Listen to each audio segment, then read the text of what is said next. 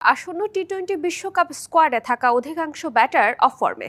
বিপরীতে টি-20 দলে উপেক্ষিত নাজমুল শান্ত, নাঈম শেখরা ধারাবাহিক পারফরমেন্সে প্রশ্ন তুলেছেন বিসিবির নির্বাচন প্রক্রিয়া নিয়ে। বিশ্বকাপ স্কোয়াডে সংশোধন করা হলে সেখানে নিজের নাম দেখতে চান কিনা এমন প্রশ্নে নাজমুল হোসেন শান্ত বললেন, আপাতত খেলাটাই উপভোগ করতে চান।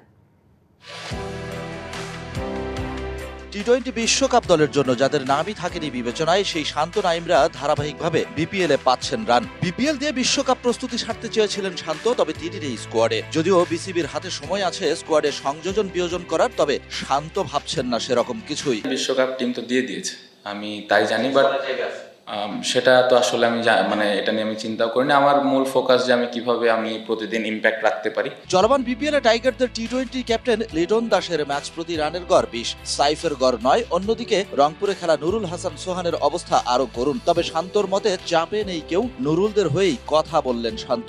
যারা রান করছে না তাদের উপরে ওই বিশ্বাসটা আমার মনে হয় যে যারা টিম ম্যানেজমেন্টে আছেন তারা রেখেছেন, এবং আমার মনে হয় না যে এটা নিয়ে খুব বেশি চিন্তার কোনো কারণ আছে, কারণ টি-20তে ফেলিয়ার আসবেই।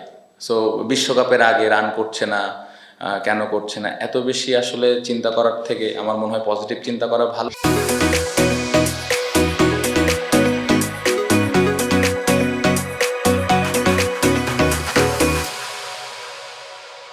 7 ব্যাটসম্যান নিয়ে বাংলাদেশের টি-20 বিশ্বকাপ স্কোয়াড ঘোষণা করা হয়েছে বিপিএল এর কয়েক ম্যাচ মাঠে গড়ানোর পর। তার আগে শামীম পাটোয়ারি আর পারভেজ ইমন ছাড়া টাইগার স্কোয়াডের কারো ব্যাটেই দেখা যায়নি ন্যূনতম 50-এর ইনিংস। সেই বন্ধাত্ম ঘোচালেন তাওহিদ হৃদয়, তবে সেখানে আবার 3 রানের জন্য সেঞ্চুরি মিসের আক্ষেপ সঙ্গী হয়েছে তার।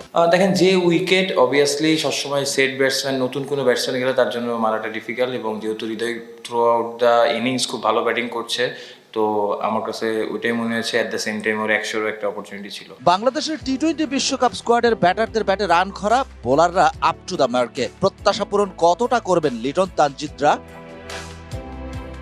Shahan Papon, DBC news, Sylhet.